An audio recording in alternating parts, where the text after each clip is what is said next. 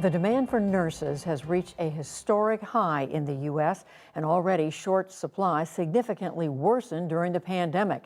That has driven the recruitment of foreign-trained nurses to record levels. Correspondent Fred DeSam Lazaro traveled to North Dakota to see the challenges both hospitals and nurses are facing. It's a long way to just about anywhere, even your neighbor's ranch across the rolling prairies of western North Dakota, where cows far outnumber people. The nearest town of Elgin has no stoplights or fast food joints for its 543 residents, but to people's immense relief, it does have a small hospital. Our population is mainly older. We met Charlie and Enid Steinkühler at the Sippin' Chicken coffee shop. When we need to get to the doctor quickly, it's really good to have this facility here. We're 70 miles from Bismarck, which is an hour drive. If you had a heart attack, you wouldn't last. I'll start with new staff members in the last month. So Rose, she's from the Philippines. She's gonna be night charge nurse to start with. At the Jacobson Memorial Hospital, nursing director Teddy Werner is a rarity. She was born and raised in this area. Most of the 10 to 12 nurses working here come through a revolving door. Temporary so-called travel nurses from across the U.S. and foreign ones on longer contracts. We've had a group of Filipinos in the past, also a group of Kenyans, so they kind of become core staff. They are here longer. You get to know them very well. Hi, Ladonna. I have a nurse that wants to meet you. Hi. Hi. Where were you before? Philippines. Where? Philippines. In my country. Philippines? Yes. So we're going to be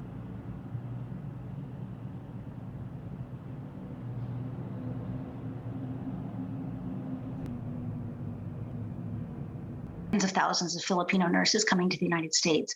George Washington University professor Patricia Pittman says the U.S. has long recruited nurses from that Southeast Asian country, where long-standing colonial ties helped create an American model of nursing education.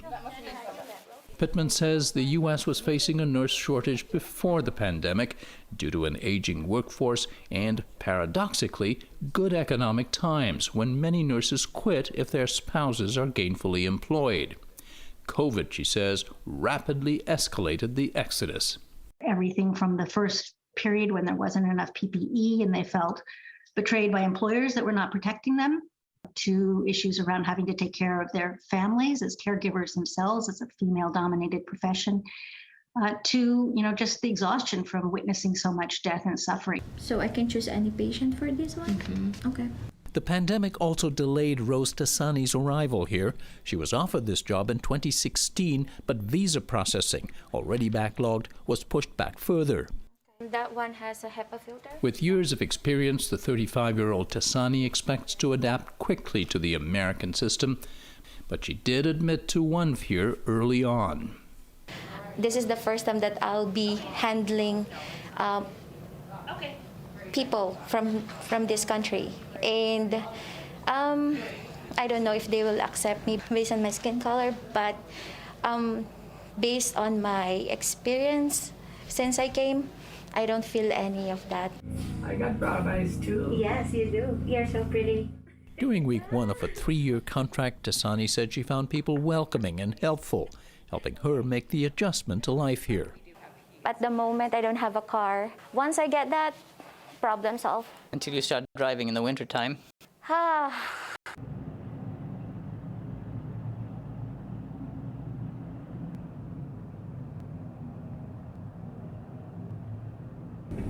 North Dakota's cold weather is one reason why most foreign nurses don't renew past their 3-year obligation.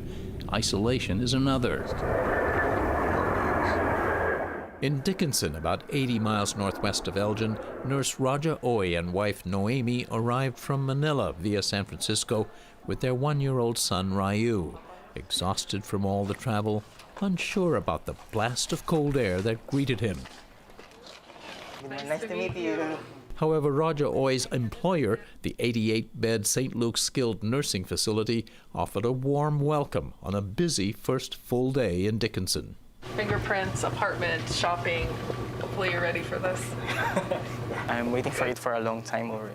Roger Oy had waited 4 years since being offered this job for his visa to clear. St. Luke's CEO Amy Cright played tour guide for the day as he got fingerprinted at the police station, required for new immigrants. You're thinking like a sofa and a recliner, or are you thinking a sectional? As they browsed the furniture store. And most critically, the Oys got to meet Filipino colleagues at St. Luke's, 6 of the 7 nurses now on staff. Christina has a young daughter. So if we can have any employee with their family, you're less likely to be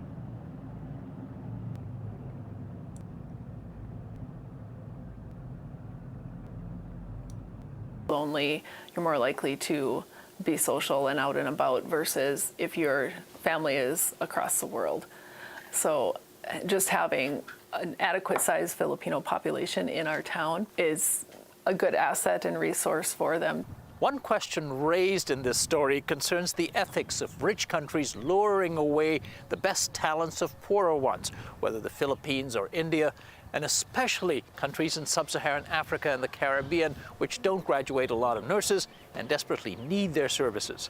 The World Health Organization has been very concerned about poaching from poorer countries because they're essentially using taxpayer money from those countries to fund our health workforce.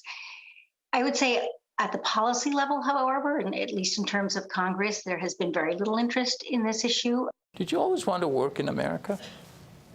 Yes, it's a 13 years dream for me. You've been dreaming about this for 13 years. Yeah, since I passed my exams in the Philippines. This has always been my dream. Tasani and Roger Oy say nurses get little respect in the Philippines, a complaint echoed among American nursing groups.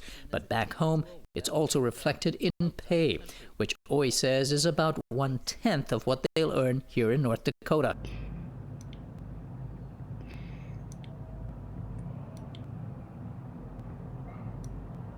My goal really is to give my son a better life.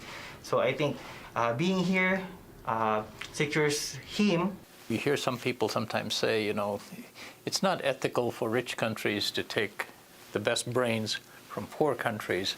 Have you ever given that any thought? Well, I think for me, I've spent 15 years already in the Philippines. So I think the service that I gave to the Philippines is enough. So I think maybe it's my time to give for myself to choose for a better life.